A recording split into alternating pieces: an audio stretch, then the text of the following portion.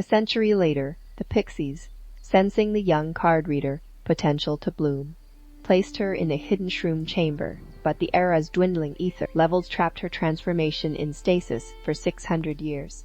Only in the 4th century, as ether surged to heal the scarred earth, did her bloom awaken. Now the card reader, the last of her ancient lineage, neared the end of her 1,000-year lifespan 40 years ago.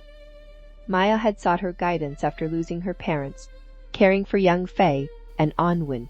Even then, the card reader had sensed Faye's unique destiny, though its shape was unclear. She told me I'd leave, but return for this moment. Maya, said her voice breaking with the weight of memory. The later Pixie Phi, born in a lower vibratory state, yet still far above humans at their fall, could not compare to the old world's potency. The three friends sat on the grass, the night heavy with revelation. Fireflies pulsed softly, mirroring the flickering emotions in their hearts' grief for the past.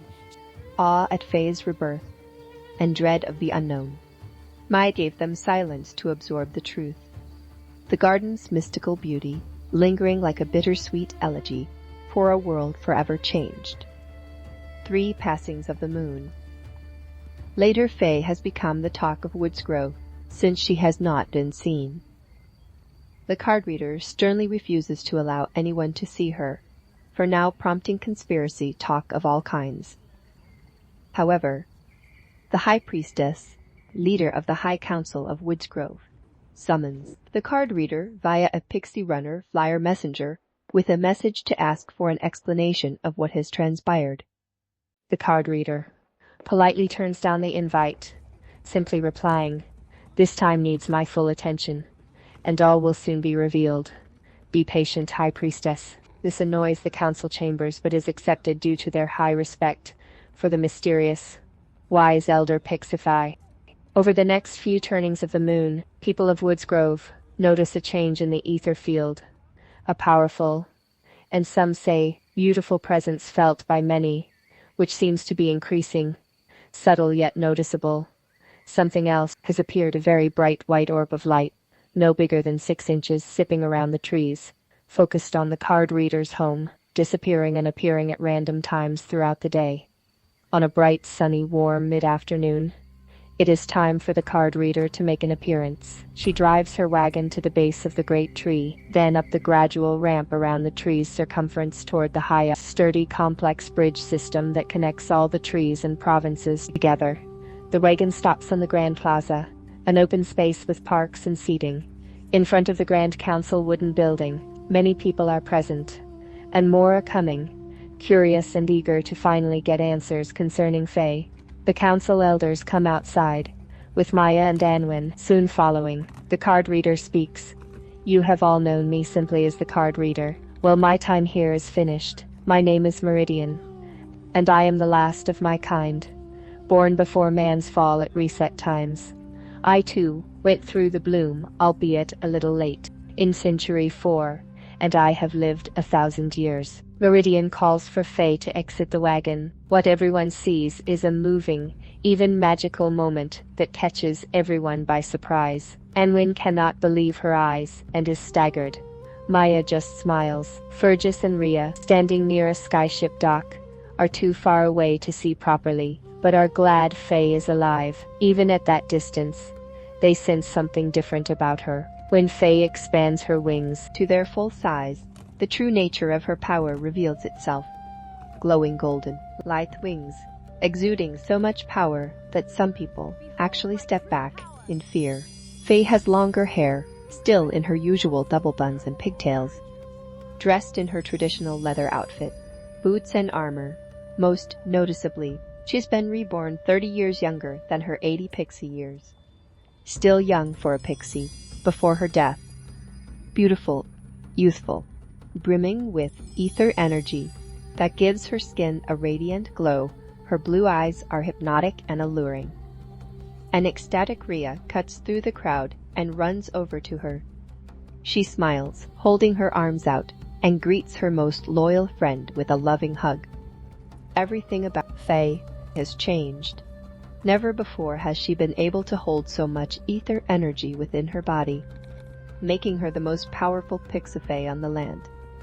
The bloom, however, has its drawbacks. It will shorten her life by 30 years due to her death, aging back to her younger, youthful self. This is no big deal, as most New World Pixie live about 300 years or so. The bloom can only happen once to an individual and cannot revive them again from any further serious injuries that lead to death the first time. The bloom, or second life, is more beneficial in old age, but not so much for the young, such as Faye. Her foolish actions cost her a full life into old age, wasting the gift of second life early. Faye was told all this and other truths by Meridian, who also taught her some skills that she has yet to reveal. Woodsgrove is awash with residents talking about what they just witnessed. In the tavern near the council building, the Crooked Stump, Fenwick sits alone at a table, the quiet, nervous troll Faye attacked previously.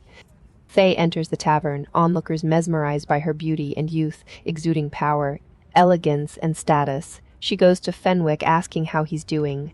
Fenwick sheepishly says he's fine. Unable to get over the changes in Faye, she says she can help him with his problem. Fenwick is confused. "What do you mean, Faye?" She asks him to trust her. He does. Faye hovers in front of the confused troll, places her hands on his forehead, and a flash of light appears around her hands. Fenwick feels a slight shock. She then steps back. "How do you feel?" Fenwick, who used to have a speech defect which caused him to be alone much of the time, and trouble walking due to an old injury causing pain, both now gone, has a new lease on life. "What? How?" says a confused and happy troll. Faye smiles and wishes him well. People in the tavern are shocked and amazed by the situation. Faye now turns her attention to Grinois, who is sitting near a window looking at his ship, Celine, across the plaza.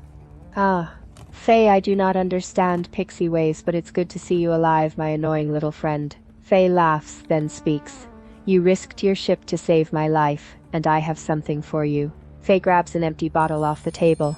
In her other hand, a bright yellow orb appears, sizzling with energy. It enters the bottle and she puts the top on it. "Take this gift and release it into your aether coil coolant chamber. It will protect your engine coils from burning out and give the engines a little more power." Grinois is not keen on anyone messing with his engines, but Faye reassures him it is fine, and he puts the glowing bottle in his backpack.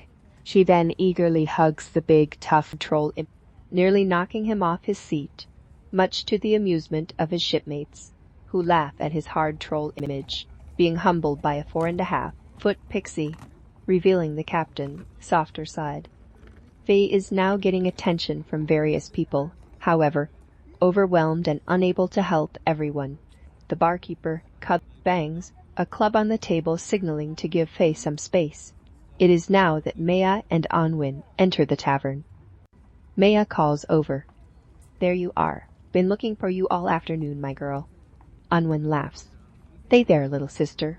I'm your big sister now." Faye has become the target of Anwen light-hearted jibes, prompting an embarrassed, whimsical look from Faye, who was always the big sister, looking out for her before Maya returned. A strange situation, to be sure. The three sit at a table, and Maya orders some choux mail and canis. "What's it like being 50 again, Faye?" "Around 20 in human years," says an excited, curious Anwen. Maya interrupts, "Give her Space, she will explain in time." Maya prepares canis in a pipe, and the three share a quiet moment, drinking shrew mail and enjoying the day. Later, Fergus sits in the garden outside, chatting with Rhea, and the three sisters join them.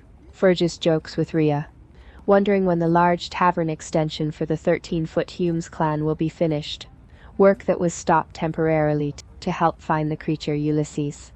Faye passes the pipe to Rhea with intense love for him, but says nothing, though he knows because he feels the same, both giving off wonderful vibes for each other without admitting it openly. Everyone at the table knows and says nothing. Faye then turns to Fergus. "You, my friend, the big man, thank you for sitting with me at the garden, protecting me for all those nights." Faye is humbled by the love from friends, colleagues, and people around the tavern, and thanks everyone in return. The next day, the High Priestess and the elders of Woodsgrove summon Faye to the great council chambers, a 40-foot circular room. Yellow sunlight shines through a large arched window at the back of a large domed, ornately carved, pillared wooden room, with a table and chairs at the center. A raised circular walkway, a level up from the floor to bookshelves, space below for a number of people. And double sturdy doors opposite the window on the other side. It is furnished with potted plants, water features, art on the walls, beautiful patterned satin curtains on the window, and satin hangings with pixie historical images and runes on the walls around the perimeter, a typical Pixie interior style, promoting a natural frequency for ether to flow harmoniously within the structure.